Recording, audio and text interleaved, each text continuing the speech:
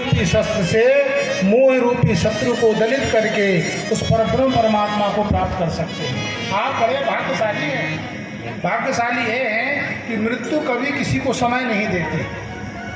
आप समझ लीजिए कब किसकी मृत्यु आ जाए इसका कोई निश्चय समय नहीं है, किंतु आप तो बड़े भाग्यशाली हैं।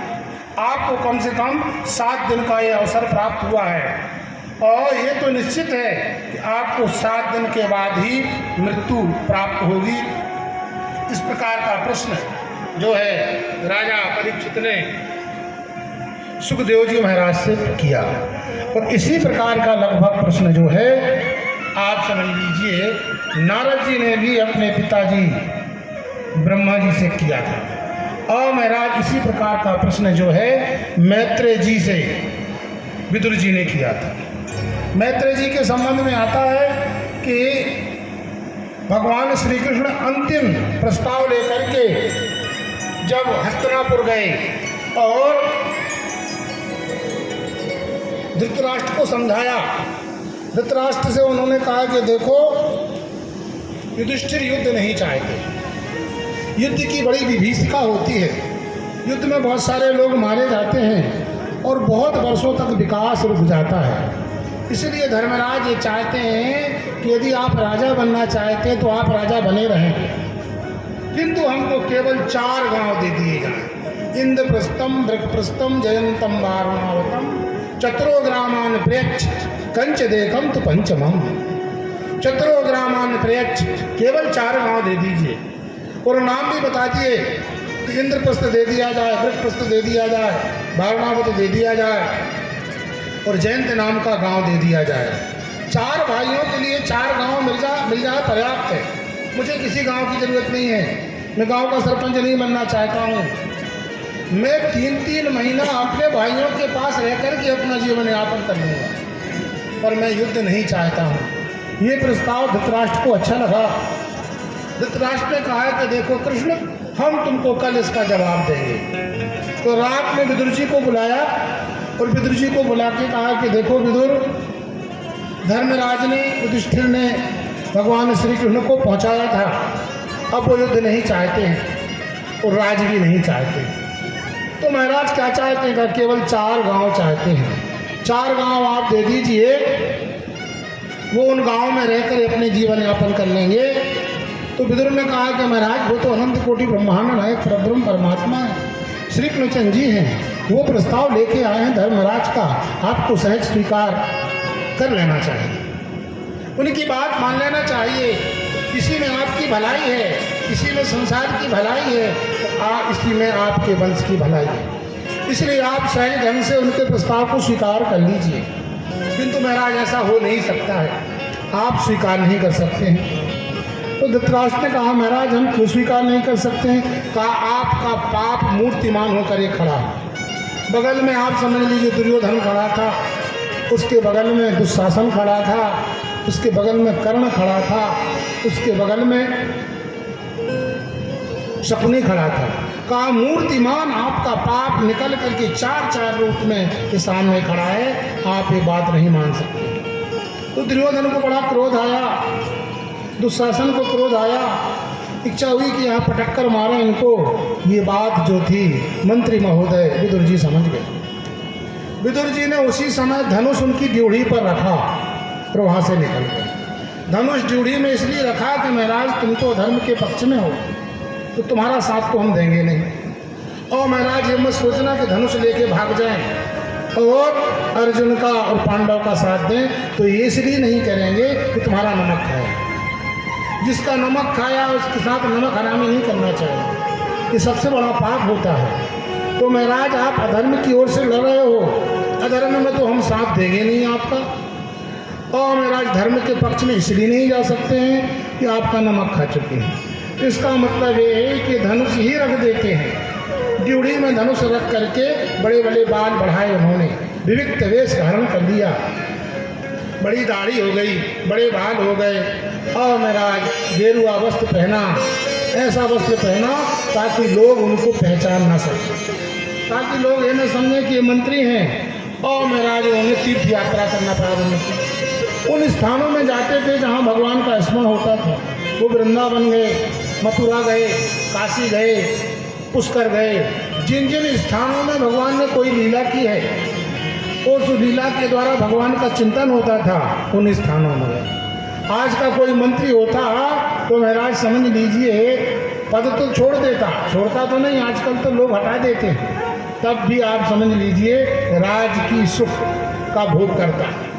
आजकल तो लिखते हैं पूर्व मंत्री, और मंत्री का दर्जा प्राप्त पूर्व, तो अभी भी पूर्व से वो अपूर्व नहीं हुए, पूर्व में ही फंसे रहे। आप तो अपूर्व हो, पूर्व कैसे हो सकते हो? तो महाराज उन्होंने ऐसा वेश धारण किया कि कोई उनको पहचान ना सका, और यात्रा के लिए चले गए। इसी बीच में महाभारत हो गया, और महाभारत में कौरव कबलित हो गए, नष्ट हो गए। और महाराज समझ लीजिए भगवान ने भी अपनी लीला का स्मरण कर लिया। जब भगवान लीला का स्मरण करने लगे तो भगवान ने ब्रह्म ज्ञान दिया उद्धव को। तो उद्धव ने प्रश्न किया कि महाराज आपके बहुत प्रिय थे विदुर जी, ये विदुर जी तो इस ज्ञान से वंचित हो गए। कहा तुम चिंता मत करो, विदुर जी के ज्ञान देने के लिए उन्होंने मैत्रेय को नियुक्त कर दिया। मैत्रेय जी को हमने वह ज्ञान दे दिया है, उस ज्ञान के द्वारा आप समझ लीजिए मैत्रेय जो है वो ब्रह्म ज्ञान जो है विदुर जी को देंगे। तो घूमते घूमते उद्धव जी को आप समझ लीजिए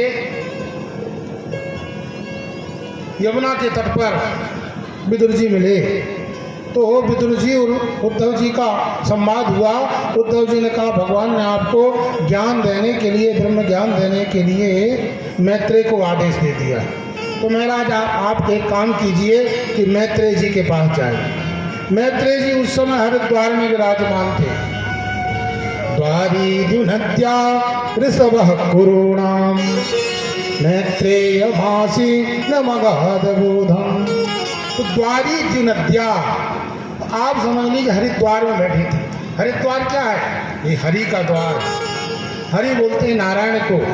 यदि आप भगवान बद्रीनाथ का दर्शन करने जाएंगे तो पहले आपको हरिद्वार जाना ही होगा।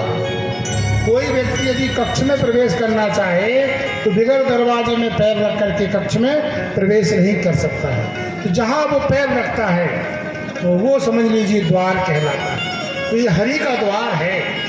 यहाँ से हरि के दर्शन के लिए आदमी प्रवेश करता है। और महाराज हरिद्वार भी नहीं है, हरिद्वार भी है, ये भी शुद्ध है। हरा शिवा, तो हर मतलब है शिव, ये हर का भी द्वार है। हरि और हर में कोई भेद नहीं है। कहते हैं प्रकृति इनकी एक है। हरिहरणे धातु से हरि शब्द बनता है और हरिहरणे धातु से हर बनता है। हरति पापम इति हरि और हरति अघ। अघ मतलब ऐसा पाप जिसका भोग किए बगैर नष्ट नहीं होता है, जो प्रारब्ध बन के सामने आता है, उस प्रारब्ध को भी नष्ट कर दे, वो हर कहलाता है। तो ये हरि का भी द्वार है, वो हर का भी द्वार है। और रा और डा में अभेद होता है। हर द्वार भी है। हड़ बोलते हैं हड्डी को। हड्डी को गलाने का जल, हड्डी को गलाने वाली नदी जब मृत्यु लोक में आती है, और आप हिमालय को तो स्वर्ग कहा गया है, जब मृत्यु लोक में आती है तो पहले यही कदम रखती है। तो ये हरिद्वार भी है, हड्डी को द्वार को गलाने वाली नदी का भी द्वार है। तो महाराज समझ लीजिए, तो वो विदुर जी मैत्रेय जी के पास पहुँचे और मैत्रेय जी से उन्होंने प्रश्न किया।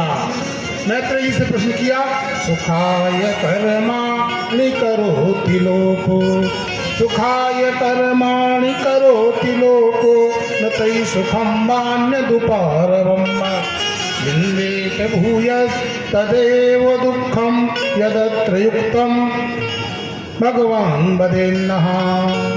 विदुर जी ने बड़ा सुंदर प्रश्न किया। विदुर जी ने कहा कि संसार के सारे प्राणी सुख के लिए कर्म करते हैं। कोई संसार में ऐसा व्यक्ति हमको नहीं दिखता है जो ये कहे कि मुझे दुख आ जाए, एक काम मैं दुख के लिए कर रहा हूँ। सब आदमी सुख के लिए करते हैं। यही भावना होती है, यही स्वाभाविक गुण है। सुखम में भूयात्, मुझे सुख ही सुख हो, दुखम में मा भूत्। और महाराज कदापि किसी भी शर्त में मेरे पास दुख का स्पर्श भी ना हो। तो सुखम में भूया, हर आदमी सुख की प्राप्ति के लिए कर्म करते हैं। सुख क्या है? आप देखना, सुख में अंतिम दोनों में खा है। एक के पहले सु लगा है तो सुख हो गया, एक के पहले दू लगा है तो दुख हो गया। खम आकाशम, आकाश मतलब एक रिक्त स्थान, स्पेस। तो जहाँ सु आने अच्छा स्पेस हो वो सुख हो गया, और दू आने खराब स्पेस हो वो दुख हो गया। तो जहाँ जिसके हृदय में गहरा आकाश में काम, क्रोध, लोभ, मोह, मद, मात्सर्य आ जाए तो वो दुखी हो जाता है। और जिसके यहाँ विवेक, ज्ञान, शांति, ये सद्गुण जब आ जाते हैं तो वो सुखी हो जाता है। तो कह रहे हैं कि सुखाय कर्माणि करोति लोको, संसार के प्राणी सुख के लिए कर्म करते हैं, किंतु महाराज ऐसा होता नहीं है। न तई सुखम बान्य दुपार बम्बा, उनको सुख तो होता नहीं है, अपितु दुख की प्राप्ति होती है।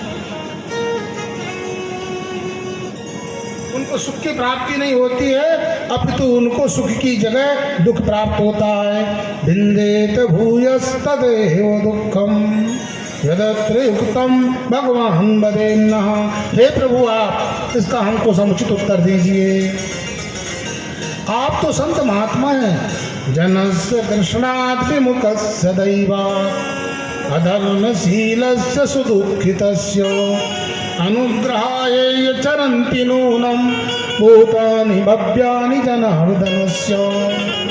जनस्य कृष्णात् विमुखस्य दैवात्, जो दैव से, भाग्य से, जो भगवान से विमुख हो गए हैं, जो अधर्म परायण हो गए हैं, जिनकी अधर्म में रुचि हो गई है, भगवान की ओर नहीं जाते हैं, अधर्म सदा सदा सर्वदा करते हैं, उनको धर्म की ओर उन्मुख करने के लिए, सद्धर्म में लगाने के लिए और उन पर दया करने के लिए आप साक्षात भ्रमण करते हैं।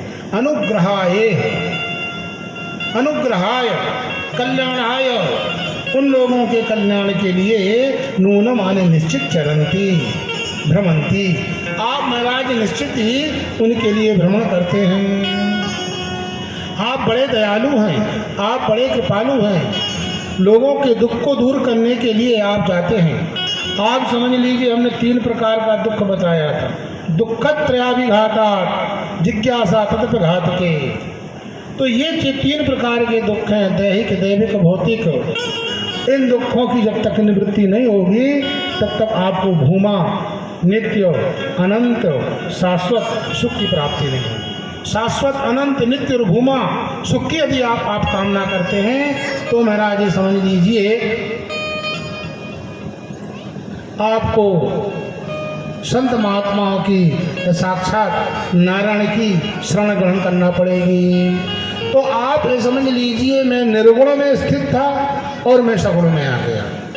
तो आदमी होता है कि सगुण से निर्गुण की ओर जाता है, पर भगवान के ऐसे गुणगण थे, इतने सुंदर गुणगण थे कि उनसे आकर्षित होकर के, जिस पिताजी के कहने पर मैं बार बार उनकी बात नहीं माना और भाग करके जंगल में आया, आज उनके पिताजी के शिष्यों से प्रभावित होकर मैं उन पिताजी के पास ऐसे 18,000 श्लोकों को श्रवण करने के लिए, अनुसंधान करने के लिए, विचार करने के लिए, मनन करने के लिए आ गया। आप निर्गुण से सगुण की प्रकृति हो गई। तो आप ये समझ लीजिए, परब्रह्म परमात्मा कहते सृष्टि वर्णन क्यों किया गया है? तो सृष्टि का वर्णन यही किया गया है कि जो निर्गुण में था वो सगुण में आ गया, और जब तो सगुण में आ गया है तो जब गुण नहीं है परमात्मा ग्रहण करेगा, तो आप समझ लीजिए लीला कैसी होगी। उस लीला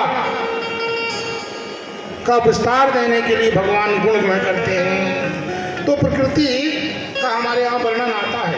देखो ऐसा है कि ये लोगों में बहुत सारे हमारे यहाँ मत शास्त्र हैं, उन लोगों के मन में ये बात आती है, भगवान सृष्टि क्यों करते हैं? इच्छा मात्रम प्रभो सृष्टि, वेदांत बात है। वेदांत कहता है कि भगवान की इच्छा ही सृष्टि है। भगवान इच्छा करते हैं, तो भगवान इच्छा करते हैं तो वो सृष्टि होती है।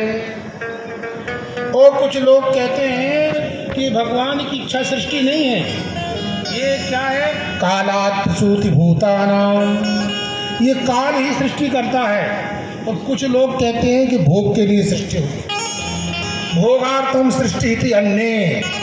और कुछ लोग कहते हैं कि क्रीड़ार्थम इति चापरे, भगवान खेल करते हैं, खेल खेल में संसार बना दिया। जैसे बच्चा नदी में जाता है और वहाँ बालू देख करके आकृति बना लेता है, उस आकृति से प्रेम करने लगता है। उसकी माँ स्नान करके जब आने लगती है तो उसको खींचती है हाथ, पर वो मानता नहीं है, उस बालू की बनी हुई आकृति को आकर्षित करता है। तब उसकी माँ हाथ से मिटा देती है, रोते रोते माँ के साथ आ जाता है और कुछ देर में भूल जाता है। तो ये जो भगवान ने सृष्टि बनाई, इसमें विचार करते हैं लोग कि क्यों सृष्टि बनाई। एक आधुनिक गाना बनता, काहे को सृष्टि बनाई है, वो हम लोगों को तो याद नहीं है, लेकिन उस गाने पे हम लोग विचार नहीं करते, और उसमें ऐसा वर्णन आया है। तो कुछ लोग कहते हैं देवशेष स्वभाव आप्त कामस्य का स्पृहा, का भगवान का स्वभाव ये सृष्टि बनना। जो आप्त काम है उसको सृष्टि की क्या जरूरत, जो पूर्ण काम है, परब्रह्म परमात्मा आप्त काम है, यानी उनकी कामना ही नहीं है। आप्त काम का मतलब इच्छा ही नहीं है, तो वो आप्त काम है, पूर्ण काम है। तो कहते हैं परब्रह्म परमात्मा ने द्रव्य की रचना की। कहते हैं एको हम बहुश्याम, मैं एक हूँ अनेक हो जाऊँ, ऐसी चिकित्सा जब उत्पन्न होती है तो चिकित्सा उत्पन्न होने से माया आ जाती है, अव्यक्त आ जाती है, तो माया उनके सामने खड़ी हो जाती है, इसको प्रकृति बोलते हैं। और आप समझ लीजिए मीमांसक लोग उसको प्रधान के नाम से जानते हैं, कुछ लोग अव्यक्त के नाम से जानते हैं, कुछ लोग माया के नाम से जानते हैं। वो भगवान के सामने खड़ी हो जाती है, उससे द्रव्य का निर्माण हो जाता है, द्रव्य से कर्म, स्वभाव, काल आदि की सृष्टि हो जाती है।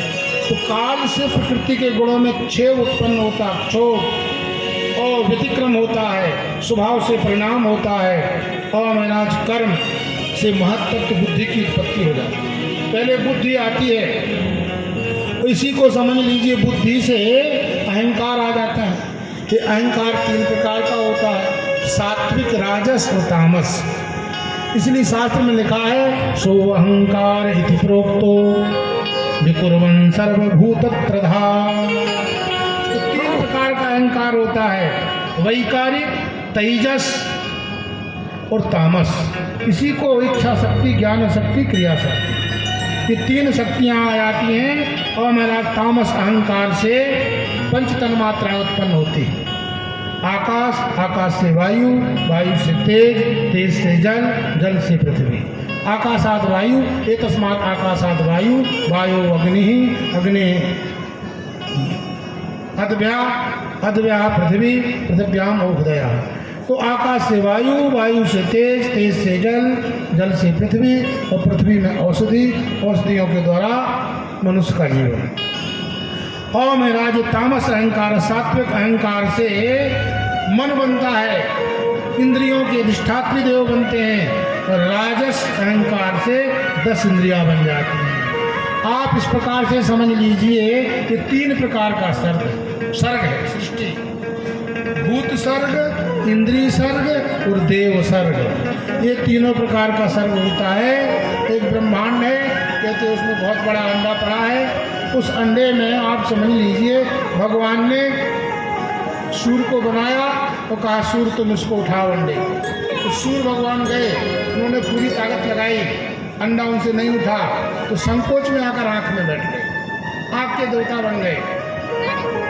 और मेरा समझ लीजिए अश्वनी कुमार से कहा उठाओ तुम, अश्वनी कुमार गए, उनसे नहीं उठा, नाक में आके बैठ गए।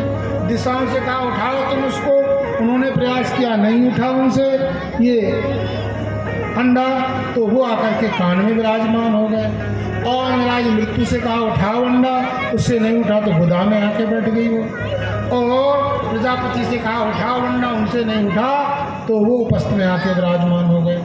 अंत में भगवान ने सब इंद्रियों के देवताओं से कहा कि तुम सब लोग मिल करके उठाओ। तो सब लोगों ने ताकत लगाई, फिर भी वो अंडा किसी से नहीं उठा। जब वो अंडा किसी से नहीं उठा तो कहते हैं तद सृष्ट्वा तदेवानुप्राविशत्। तो तद सृष्ट्वा हमें तद यानी उस अंडे को भगवान ने बनाया, वो तदेवानुप्राविशत्, उस अंडे में भगवान विराजमान।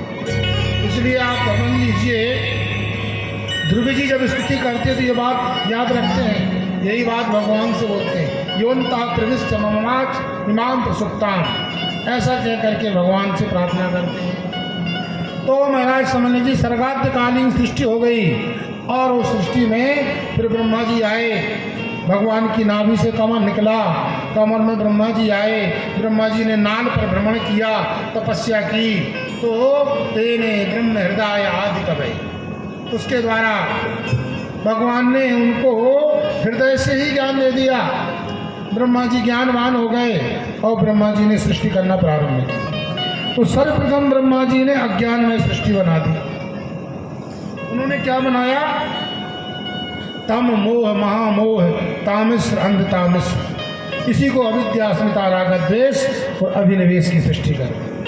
ये तामसी सृष्टि थी। इस तामसी सृष्टि से उनके मन में प्रसन्नता नहीं हुई। जब ब्रह्मा जी के मन में प्रसन्नता नहीं हुई तो ब्रह्मा जी ने ज्ञानमय सृष्टि बनाई। ज्ञानमय सृष्टि में शनक, सनंदन, सनातन और सनत कुमार बनाए। चारों बालक खड़े हो गए। ऊर्ध्वरेतस मुनि थे, ब्रह्मा जी के सामने खड़े हो गए। ब्रह्मा जी ने कहा, देखो तो हमारे पुत्र हो तो हमारी बात मानो। तो बोले, पिताजी क्या आज्ञा है? कहा, तुम संसार की सृष्टि करो। कहा ना, हम संसार की सृष्टि नहीं करेंगे, हम निवृत्ति मार्ग का आश्रय लेंगे, हम प्रवृत्ति मार्ग में नहीं जाएंगे। जो संसार बना है, संसार क्यों बना है, किसने बनाया, क्या जरूरत थी, ये हम जानना चाहते हैं। तो आप समझ लीजिए ब्रह्मा जी नाराज हो गए। पर नाराज किस पर हुए? अपने बालक पर हुए। तो गुस्सा प्रकट किस पर करें? गुस्सा प्रकट नहीं किया उन्होंने, तो क्रोध को दबाने लगे। जब वो क्रोध को दबाने लगे तो क्रोध जो है एकाकार होकर उनकी, आप समझिए, आज्ञा चक्र में आ गया कि काला काला स्थान हो गया, और वो काला स्थान फटा तो एक रुद्र उत्पन्न हो गए। रुद्र खड़े हो गए। रोतनाथ रुद्रहा दुष्टान जनान रोदयति इति रुद्रहा। जो भगवान के भक्तों को कष्ट देते हैं, उनको जो रुला दे, वो भगवान रुद्र प्रकट हो गए। तो भगवान रुद्र प्रकट हो गए। भगवान रुद्र ने कहा है कि हम ये बताओ ब्रह्मा जी, हमारा काम क्या है, हमारी शक्ति क्या है, हमारा नाम क्या है और हमारा धाम क्या है, हम रहेंगे कहाँ, करेंगे क्या, शक्ति कौन रहेगी और नाम क्या रहेगा। तो ब्रह्मा जी ने कहा कि देखो, तुम्हारा नाम रुद्र है और तुम्हारी शक्ति का नाम उमा है, और तुम आप समझ लीजिए 8 जगह तुम्हारा निवास रहेगा। अष्टाभि प्रत्यक्षाभि तनुभिर्वतु बस्ता भ्रष्टा भरीसा, कालिदास जी ने लिखा है। तो ये 8 स्थान प्रत्यक्ष मूर्तियां हैं तुम्हारी। भगवान शंकर की 8 मूर्तियां हैं। सूर्य को अर्घ दे दो, भगवान शिव का नाम लो, अपने आप भगवान शिव को मिल जाएगा। और शिवलिंग में सारे देवताओं का पूजन करके चढ़ा दो, अपने आप संबंधित देवताओं को मिल जाएगा। तो भगवान की 8 प्रत्यक्ष मूर्तियां हैं। पंचभूत, ये 5, पृथ्वी जल तेज वायु आकाश, यजमान सूर्य और चंद्रमा। तो यहाँ आपका निवास होगा। और काम क्या है? का सृष्टि करना है। तो अब सृष्टि करना प्रारंभ किया शंकर जी ने, रुद्र ने। ये बड़ी विचित्र सृष्टि बनाते थे, एक डिपार्टमेंटल सृष्टि बनाते थे, एक अंग बनाते थे। जैसे कंपनियां नहीं बनाती कोई एक एक अंग। तो हाथ बनाना प्रारंभ किया तो हाथ की फैक्ट्री लगा दी, हाथ ही हाथ बन गए।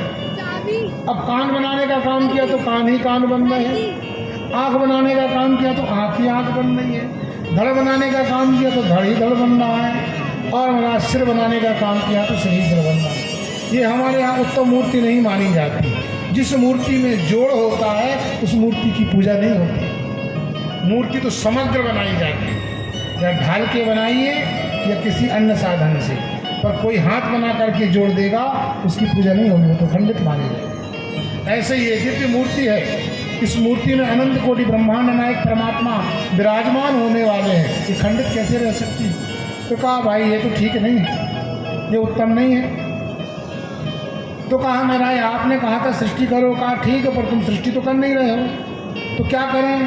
कहा, एक काम करो, तप से विवेश तप से वनम, तुम जाकर के जंगल में चले जाओ, तपस्या करो। तो उस समय तो जंगल नहीं था। तो आप समझ लीजिए, तप से वनम, वन का 3 चीज़ों किया गया। वन का मतलब वनम जीवनम, वनम भुवनम और वनम जलम। तो जल ही वन था, जल ही जल था, तुझ ले जाओ बोले तो तुम तपस्या करो, तब सही वो परमम ज्योति भगवंतम अधोक्षजम। तप ही परम ज्योति है। तो भगवान शंकर जी तप के लिए चले गए। अब ब्रह्मा जी ने मानसी सृष्टि की, गोद से नारद जी को उत्पन्न किया, मुख से अगिरा को उत्पन्न किया, अंगूठे से दक्ष को उत्पन्न किया, और महाराज समझ लीजिए पुलस्त को कानों से उत्पन्न किया, हृदय से काम को उत्पन्न किया, भौहों से क्रोध को उत्पन्न किया, मुख से सरस्वती को उत्पन्न किया, लिंग से समुद्र को उत्पन्न किया, और छाया से करदम को उत्पन्न कर दिया। इतना सब करने के बाद भी उनके मन में तो संतोष नहीं हुआ। जब मन में संतोष नहीं हुआ तो ब्रह्मा जी एक किनारे चले गए और मन में विचार करने लगे कि आटो मांस सृष्टि नहीं हो रही है, अपने आप भर नहीं रही है, ये बड़ी समस्या हो रही, क्या किया जाए। तो विचार कर रहे थे तो उनका शरीर फूला और फूल करके फटा और दो टुकड़ों में विभक्त हो गया। जो सौर प्रधान था वो मनु बन गए और जो चंद्र प्रधान था वो शत्रुपा बन गई। तो पहले जो है मनु और शत्रुपा, ये प्रथम सृष्टि है। आप समझ लीजिए, लोग कहते हैं, हमारे यहाँ पुराणों में ये माना गया है कि सबसे पहले मनु शत्रुपा उत्पन्न हुए हैं और मनुष्य के रूप में। और आजकल के लोग, कुछ लोग जो आधुनिक लोग हैं, वो कहते हैं कि मनुष्य जो है बंदर की औलाद है। कहा देखो पहले इसकी पूंछ थी, ये कोई आचार्य हुए डरवन करके, उनका विकासवादी सिद्धांत है। वो कहते हैं कि पूंछ धीरे धीरे वहाँ से बैठते बैठते उसकी ख़त्म हो गई और वो विकसित होकर के मनुष्य बन गया। और पुराणों में ऐसी कोई बात नहीं है, ये कल्पित है। ये दर्शन हमारे श्रद्धा का मूल नहीं हो सकता है, क्योंकि हमारा स्वयं का दर्शन है। जब हमारे स्वयं का दर्शन है तो किसी के दर्शन से हम अपना मुख क्यों देखें। तो महाराज हमारे दर्शन में, हमारे शास्त्रों में, हमारे पुराणों में तो कहा गया है कि आदि सृष्टि जो है वो मनु के द्वारा हुआ। तो वो शुद्ध सर्वांग पुरुष थे। आदि सृष्टि जो स्त्री की हुई है वो शत्रुपा के रूप में हुए और मनु और शत्रुपा दोनों उत्पन्न हो गए और हाथ जोड़ करके खड़े हो गए। कहा देखो आप हमारे पिताजी हैं, पुत्र का धर्म है पिता की बात मानना। तो महाराज हम हाथ जोड़ करके खड़े हैं, आप एक काम कीजिए, आज्ञा कीजिए। तो ब्रह्मा जी ने आज्ञा की, उत्पाद्य सास धर्मेणो गाम यज्ञ पुरुषम यजो। 3 आदेश दिए। कहा देखो तुमको 3 काम करना है। कौन कौन से? का उत्पाद्य, जनता पैदा करो, संसार को बढ़ाओ और पूरी पृथ्वी में लोगों से भर दो, पहला काम। और महाराज दूसरा आदेश, कहा तुम इस पृथ्वी का शासन करो, पालन करो। और महाराज तीसरा का यज्ञ करके भगवान विष्णु को प्रसन्न करो।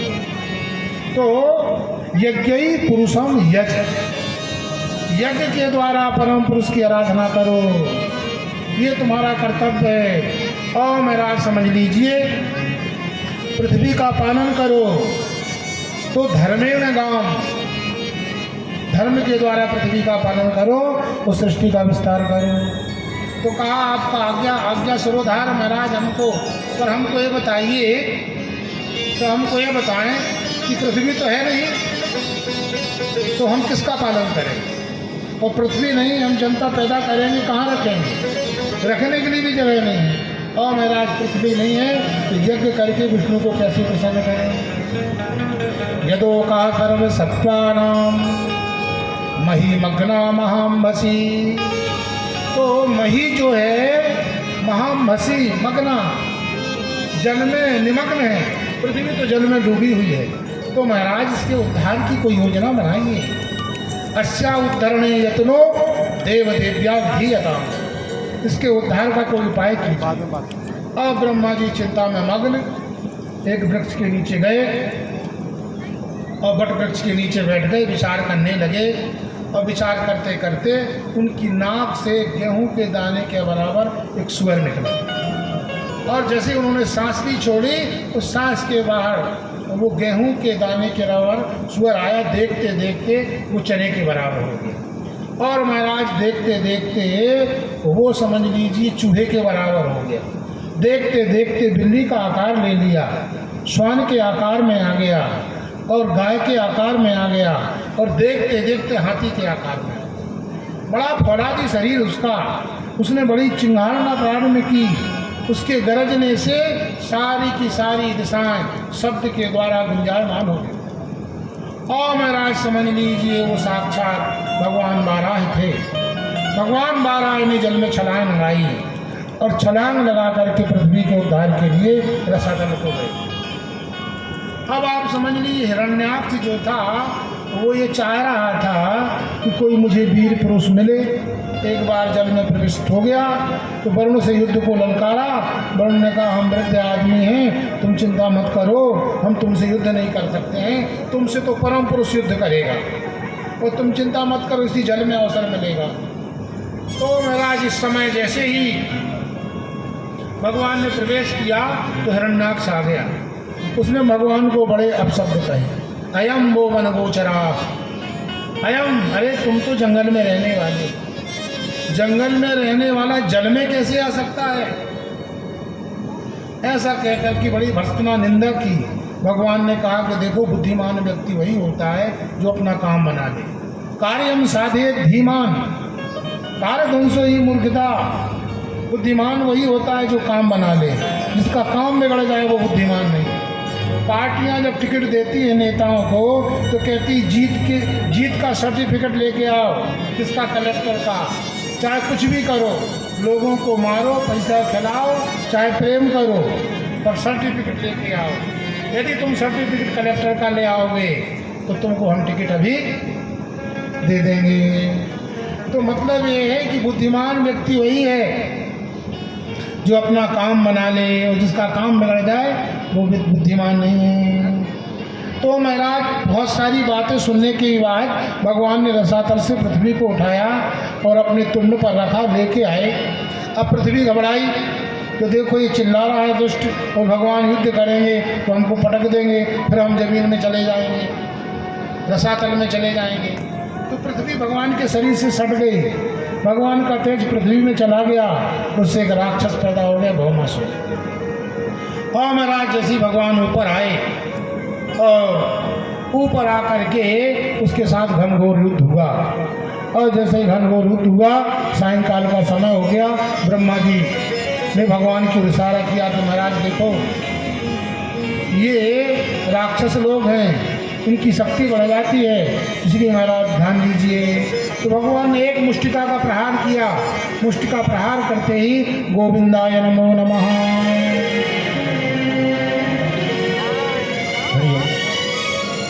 हमारे बीच में भुसावल से श्री विवेक नामदेव जी और विनय नामदेव जी, विवेक नामदेव जी एडवोकेट, विनय नामदेव जी एडवोकेट पधारे हैं।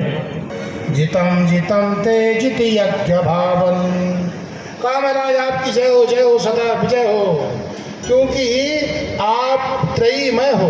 त्रयीमय आने ऋग यजु साम, तीनों वेद ही आपका स्वरूप है। और आप समझ लीजिए जो चार पैर हैं वह चार ही वेद हैं, आपका स्वरूप।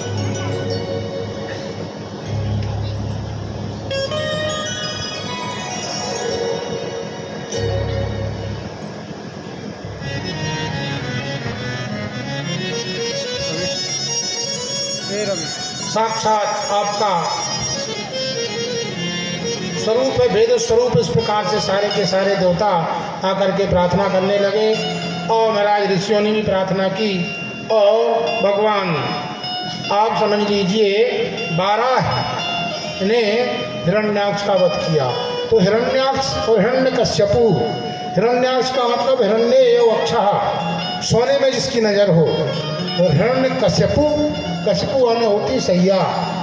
तो एक समझ लीजिए लोभ की दो प्रवृत्तियां हैं, एक जो है भोग और एक जो है संग्रह। एक संग्रह करता है, केवल इकट्ठा करता है, खाता नहीं है। जैसे मधुमक्खी होती इकट्ठा करती है और उसका स्वाद नहीं जानती, शहद मीठी है खट्टी है पता नहीं है उसको, पर इकट्ठा करती है वो। तो एक जो है इकट्ठा करता है। इकट्ठा करने वाला कौन था? हिरण्याक्ष। सारे ब्रह्मांडों को कब्जा करता था, गदा लेके घूमता था और ब्रह्मांड के ब्रह्मांड खाली करा लेता था। और उन ब्रह्मांडों में भोग करने के लिए हिरण्यकश्यपु आ जाते थे। ये सैया है, अर्थात केवल बैठ करके खा के सो रहा है, आनंद कर रहा है, वो कश्यपु है। तो एक जो था भोग का प्रतीक था और महाराज एक संग्रह का प्रतीक था। भोग और संग्रह दोनों ही आप समझ लीजिए अनर्थ के हेतु होते हैं। तो इस प्रकार से आपने भगवान 12 ने हिरण्याक्ष का वध किया। आगे हम लोग ध्रुव जी के संबंध में भी संक्षिप्त चर्चा करेंगे। केवल एक श्लोक का उसका अर्थ में हम लोग चर्चा कर लेते हैं, क्योंकि क्या है, कथाएं आप लोग बहुत श्रवण करते हैं, तो पर ये कथा का नियम तो सुनते रहना चाहिए। सुनने से ही आप समझ लीजिए आपका कल्याण होगा। हमने एक दिन बताया था कि शरीर जो है 1000 छिद्र का घट है। इस घट को कैसे भरेंगे? इसको भरने के लिए आप समझ लीजिए आपके पास कोई साधन नहीं। आप जैसे पानी में डालेंगे, निकालेंगे, तत्काल खाली हो जाएगा। ये रिक्त का रिक्त बना रहेगा। तो सदा सर्वदा इसको प्रपूत करना है तो नदी में ही पधरा दीजिए। तो जैसे नदी में आप छोड़ेंगे तो आप समझ लीजिए छोड़ने मात्र से वो सदा का सदा भरा रहेगा। तो आपको भी इस शरीर को कहाँ छोड़ना है? भगवान की कथा रूपी सरिता में प्रवाहित कर देना है। तो कथा सुनते ही रहना चाहिए। ध्रुव जी भगवान की स्तुति करते हैं और कहते हैं योऽन्तः प्रविश्य मम वाचमिमहं प्रसुप्तां संजीवयति किल शक्तिधरः स्वधाम्ना अन्यास्तहस्तचरणश्रवणत्वगादीन् प्राणान् नमो भगवते पुरुषाय तुभ्यम्। योऽन्तः प्रविश्य, महाराज आप जब हमारे अंतःकरण में प्रविष्ट हो जाते हैं तो हृदय में प्रविष्ट होकर के वाणी बन जाते हैं। वाणी सजीव होती है और वाणी में आपके विराजमान होते हैं। तो महाराज वाणी बोलने लगती है। कान में आप विराजमान हो जाते हैं तो कान सुनने लगते हैं। आँख में आप विराजमान हो जाते हैं सूर बन करके तो आँख देखने में समर्थ हो जाती है। और महाराज समझ लीजिए त्वक में जब आप विराजमान होते हैं तो वो स्पर्श करने का उसमें सामर्थ्य है। तो जब हाथ में विराजमान हो जाते हैं तो लेने देने का काम करने लगता है। और पैर में जब विराजमान होते हैं तो आवागमन का आप काम करने लगते हैं। आप महाराज क्षेत्रज्ञ होकर के, जीवात्मा बन करके आप हमारे हृदय में विराजमान हो जाते हैं। तो प्राण बन जाते हैं और प्राण बन के महाराज आप हृदय में विराजमान होते हैं तो ये शरीर चलने फिरने लगता है। तो महाराज ये समझ लीजिए आप जीवात्मा बन जाते हैं, परिच्छिन्न बन जाते हैं व्यक्ति को भोग का सुख देने के लिए। आगे वो कहते हैं एकस्त्वमेव भगवन् निधमात्मशक्तया माया खयोर्गुणया महदाद्यशेषम् सृष्ट्वानुविश्य पुरुषः तत्सद्गुणेषु नानेव दारुषु विभावसु विभासि। तो एकस्त्वमेव भगवन् निध माया, आप एक हैं पर एक रहते हुए माया के द्वारा अनंत बन जाते हैं। एक नहीं अनेक बन जाते हैं। जैसे आग एक होती है, जब वो लंबी लकड़ी में लगती है तो लंबी हो जाती है, जब गोल लकड़ी में लगती तो गोल हो जाती है, और महाराज जब टायर में जलती तो काली हो जाती है, और जब वो आग सोने में जलती है तो एकदम पीली हो जाती है। तो आग का कोई आकार नहीं है, आकार तो सोने का है, आकार तो लकड़ी का है। लकड़ी के आकार से वह आकार ग्रहण कर लेती है। अधिष्ठान अध्यस्त का आकार ले लेता, अधिष्ठान का कोई आकार नहीं है, आकार तो अध्यस्त का है। वो जैसे आकार में जाती है वैसे ही जीवात्मा है। यदि हाथी में चली जाती तो बलशाली हो जाती है, और चींटी में चली जाती तो छोटी हो जाती है। तो महाराज अग्नि के समान है। अग्निर्यथैको भुवनं प्रविष्टम रूपम रूपम प्रतिरूपो बभूव एकस्तदा सर्वभूतांतरात्मा रूपम रूपम प्रतिरूपो बभूव। तो अग्निर्यथैको भुवनं प्रविष्टम, आग जब भुवन में प्रविष्ट होती है तो अनेक रूप में हो जाती है। वास्तव में उसका कोई रूप नहीं होता है, वह एक रूप ही मानी जाती है। इस प्रकार से बड़ी सुंदर उन्होंने प्रार्थना की, भगवान प्रसन्न हो गए। और भगवान ने कहा कि देखो तुमने जो चाहा था, तुमने ये चाहा था कि मुझे ऐसा राज्य मिल जाए, ऐसा राज मिल जाए जो अकाट्य रहे, ध्रुव रहे, स्थिर रहे। इसलिए तुम्हारे मन के अनुसार मैं तुमको ऐसा राज्य देता हूँ जहाँ नवग्रह आप परिक्रमा करेंगे, सप्तऋषि परिक्रमा करेंगे इस ढंग से जैसे दबरी होती है, जैसे वो दाह में बैल नहीं चलते हैं, एक खूंटी में बैल बांध दिए जाते हैं, वो चारों ओर बैल घूमते हैं और किसान अनाज डाल देता है, वो अनाज पर पैर रखते हैं और वो दाएं होकर के तैयार हो जाते हैं। ऐसे ही सप्तऋषि आपके चक्कर लगाएंगे, शुक्र बृहस्पति आदि ग्रह आपके चक्कर लगाएंगे। ऐसा मैं अकाट्य राज्य दे रहा हूँ। जब भगवान वरदान दे के चले गए तो ध्रुव जी के मन में ग्लानि हो गई। ग्लानि इस बात की हो गई कि देखो मैंने भगवान को अनंत कोटि ब्रह्मांड नायक परब्रह्म परमात्मा प्रसन्न होकर मेरे सामने आए और अब मैं चाहता तो मुझे सब कुछ मिल जाता, पर मैंने एक संसार की तुच्छ वस्तु मांग ली। तुच्छ वस्तु अंदर में फंस गया इसमें। तो आदमी के अंदर जैसी भावना होती है वैसे उसको फल मिलता है। जो चीज़ कार्य में रहती है वह कारण में परिलक्षित होती है। तो कारण क्या था साधना का? कारण साधना का द्वेष था। द्वेष इस बात का था कि माता ने कुछ ऐसे शब्द कह दिए थे, उन माता के शब्दों की वजह से उनके मन में ग्लानि हो गई थी। उस ग्लानि वाले भाव को लेकर के उन्होंने साधना की। उसका परिणाम ये हुआ कि उनको राज्य की प्राप्ति हुई। ये तो ऐसे ही हो गया कि एक तो समझ लीजिए लोहार ने भगवान की बड़ी तपस्या की, साधना की, भगवान प्रसन्न हो गए लोहार पर। और जब लोहार पर प्रसन्न हो गए तो बोले क्या चाहता है? हाँ वरदान देता हूँ। कहा महाराज कोयले की शॉर्टेज चल रही, इस समय कोयला नहीं मिल रहा है, तो क्या करें? कहा एक गाड़ा कोयला दे दो। आप समझ लीजिए अनंत कोटि ब्रह्मांड नायक परमात्मा उनके सामने आके विराजमान है। चाहते तो जीवन मुक्ति का फल भी ले लेते, किंतु उन्होंने वह नहीं चाहा। तो इस प्रकार से आप समझ लीजिए ये जो 4 प्रकार के भक्त हैं गीता के अनुसार, उनमें अर्थार्थी भक्त हैं। बोलिए वृंदावन बिहारी। हमारे बीच में श्री कामता प्रसाद तिवारी जी का आगमन हुआ है। आप नगर पंडित सभा के वरिष्ठ सदस्य हैं।